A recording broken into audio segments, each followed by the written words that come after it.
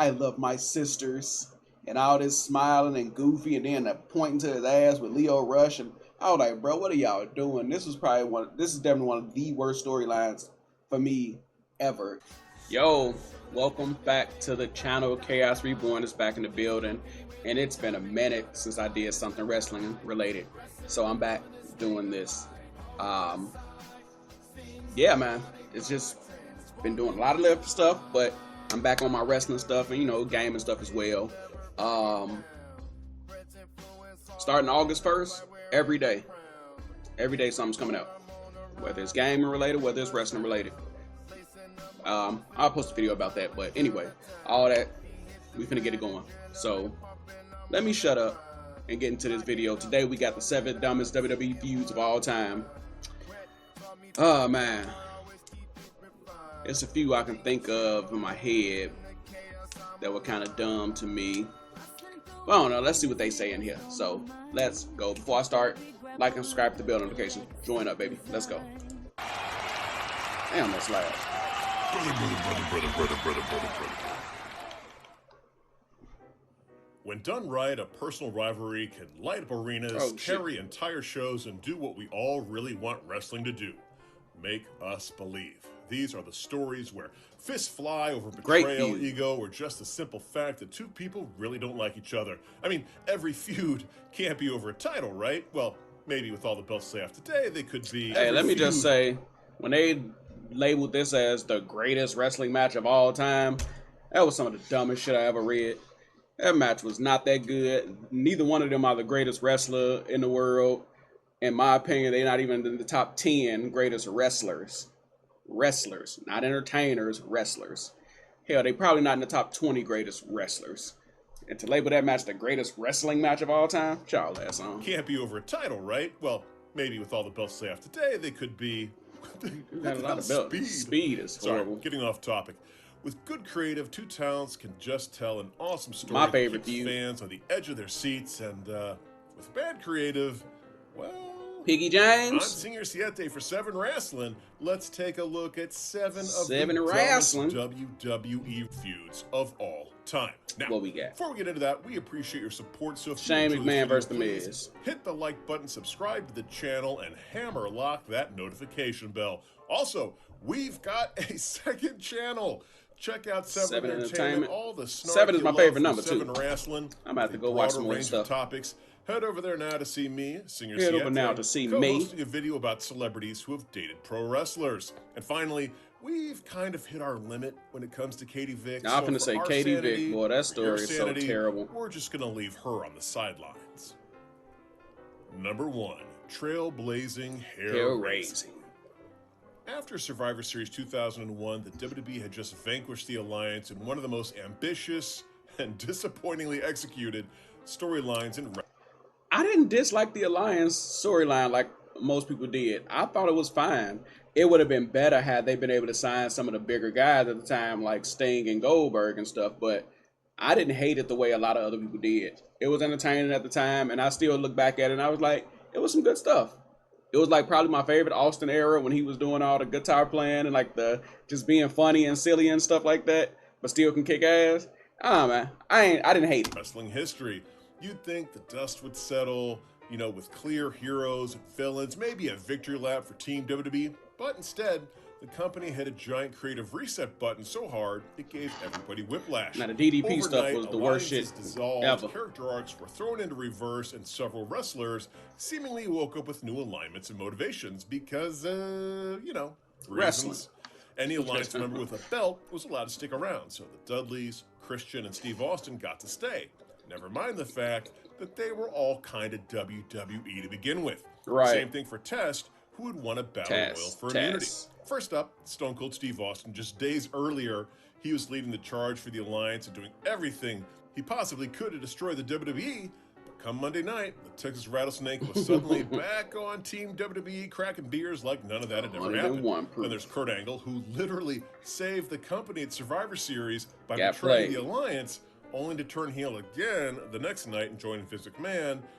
Since Vince was a heel again, so too must be our Olympic hero. Meanwhile, The Undertaker, who had a steady, stoic presence, decided he was done being disrespected and became Big Evil. complete Big with Eagle. micro heel energy and a deep Man, commitment to still making on my Mickey boy. Hazen part of his gimmick. And the WCW, ECW guys, most of Just them incredible. just Big ass quietly teeth. showed up again like nothing had happened.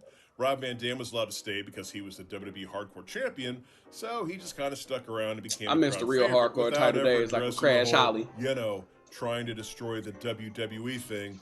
Booker T just kind of moseyed back in following a pay-per-view. In short, heroes became villains, villains became heroes. WCW guys tried to find their way to catering without getting released. And that's why that year's WrestleMania was so odd. It wasn't a culmination of the year's storylines. It was whatever they could piece together let's put from the that show year's on. Royal Rumble and the addition of the NWO like a month prior. The card was weird. After the Rock Hogan Classic and the Triple H Coronation, you had like Goldust versus Maven and Christian versus Diamond Dallas Page. But, you know, at least those matches were for belts. I swear so I hate the way they did Page. He was one of my favorite wrestlers in WCW. Booker T. On paper, this should have been a dream match. Two potential future Hall of Famers at the peak of their athletic prime. Booker was a future Hall of Famer at that time. Days and like, what are y'all talking about? Potential. One was a five-time, etc. WCW champion with unmatched energy and style. The other, a rising star who just come off of back-to-back WrestleMania classics and was on his way to becoming a main event mainstay. This had all the ingredients for a classic, and instead, they fought over a shampoo commercial. Yeah, it was less Clash of the Titans and more grudge match brought to you by Herbal Essences. On the February 28th, 2002 episode of SmackDown, the WWE decided that the best use for Booker T, you know, was to have him audition for a fake Japanese shampoo commercial. With full confidence in his self-written pitch, Booker went full cringe saying, "Yo, Japanese people, what's the deal with your nasty hair?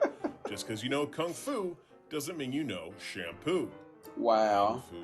Okay. Wow. Later, after Booker T wrestled Scotty 2 Hotty, Booker, the you need your Titantron ass lit up with the Yakamoshi president announcing their new spokesperson, not Booker, it was Edge. And the sparks flew, baby. No, they just let this dumb feud carry them through a 6-minute match at Mania that featured the worst spinneroonie ever and possibly the best sign ever. Nah, Vince McMahon's is definitely the worst. Number 2, hat trick. It is no secret that we here at 7 Wrestling are big fans of the Macho Man Randy Savage, brother. Macho's on my Mount Rushmore. Unfiltered electricity in human form, equal parts athletic freak, madman poet, and fashion disaster in the best possible way.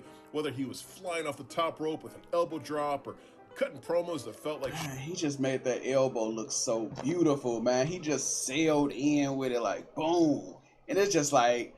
It's like he just paused in the air. Like, it was just like, no one did it like him. There's been some good elbows, but Mach he just, boom. Elias has a good elbow. Kairi Sane has a good elbow. I don't know. That might be all I can think of right now. Michaels had a good elbow too. But I like Kairi's and I like Elias's.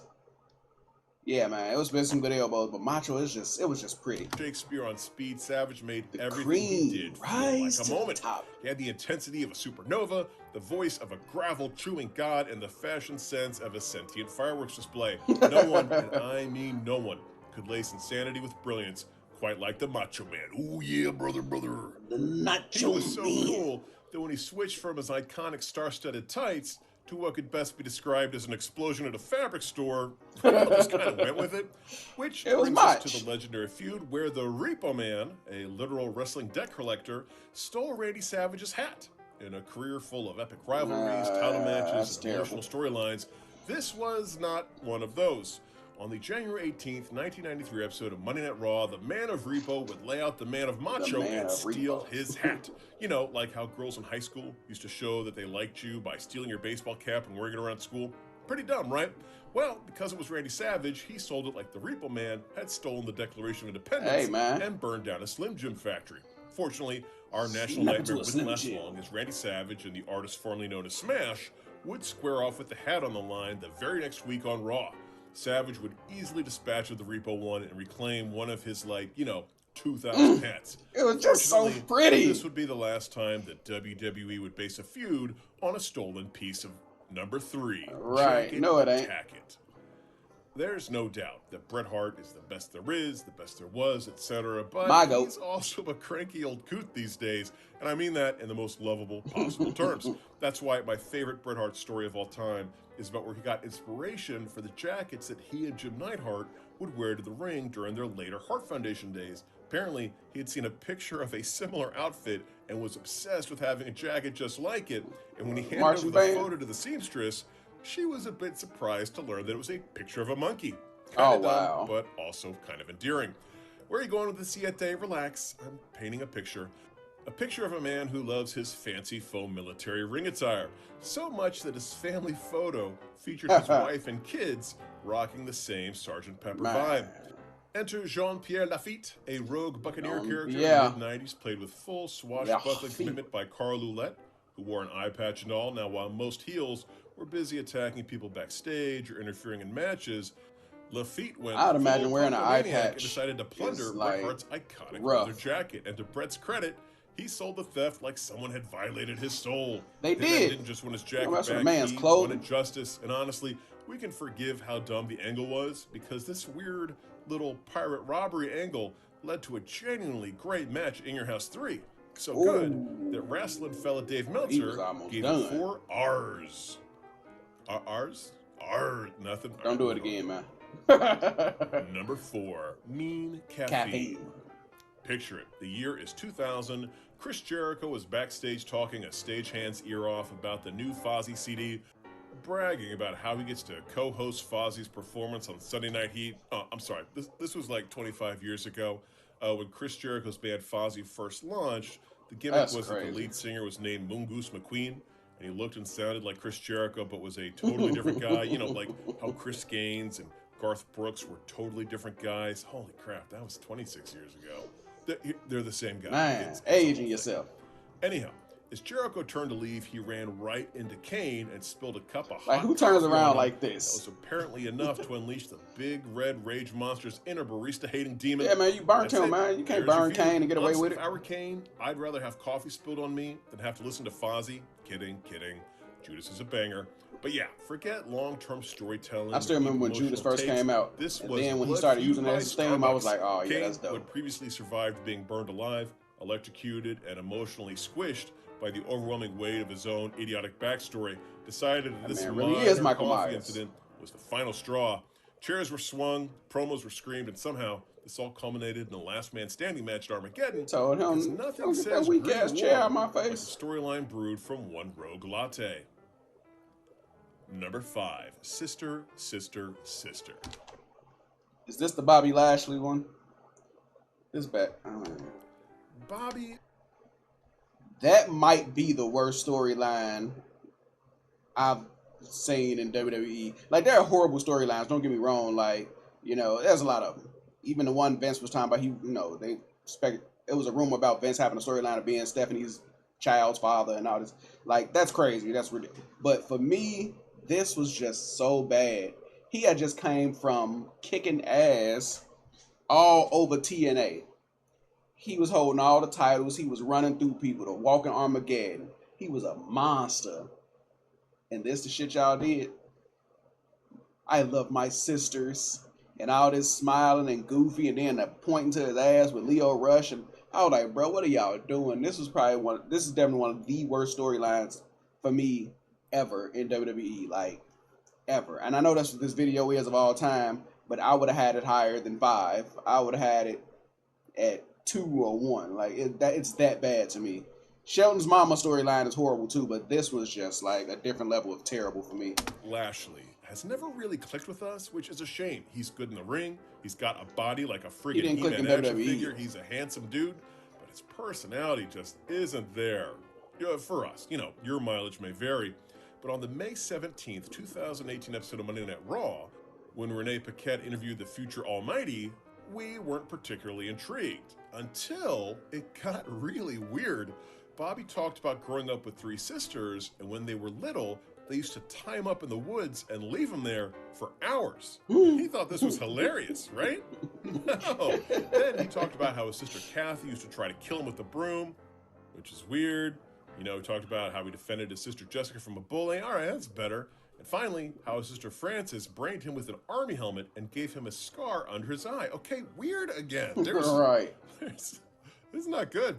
Finally, as Renee was wrapping up the segment, Bobby interrupted her to tell his sisters that he loved them very much while he creepily looked in the camera. And I remember at this time thinking this whole thing was so off-putting for someone they were clearly trying to turn into the next big baby face. So but what if it horrible. was intentional and we were supposed to get the heebie-jeebies? If so, mission accomplished, buddy. It was what horrible. were we supposed to make of it? Did the sisters really exist? Were they just a part of Bobby's personality? Oh, the possibilities were bizarre, but also interesting.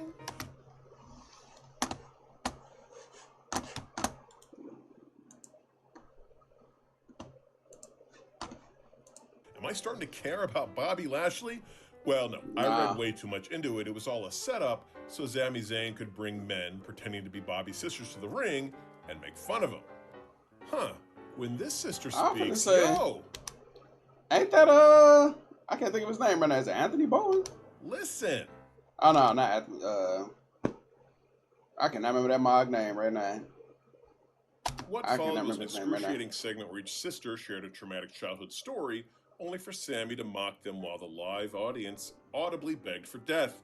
They were just sitting there like, the charisma vacuum in that moment responded with forced laughter and a beatdown. So yeah, I was bummed that instead of getting creepy and saying Bobby Lashley, I just learned that he's a really bad actor. But in TNA it was so much better. Tori Wilson's War. Look, I'm not saying being a writer for the WWE is easy. Take the poor bastards who had to write during the Ruthless Aggression era. I can't imagine what it must have been like every week to have to come up with another reason for Tori Wilson to parade around in a bikini, but honestly, bless them for their service. And the peak of this content are Nader. I was never a huge Tori fan. Between Tori Wilson and Dawn Marie. Dawn Marie, on the other hand, trash TV brilliance had everything.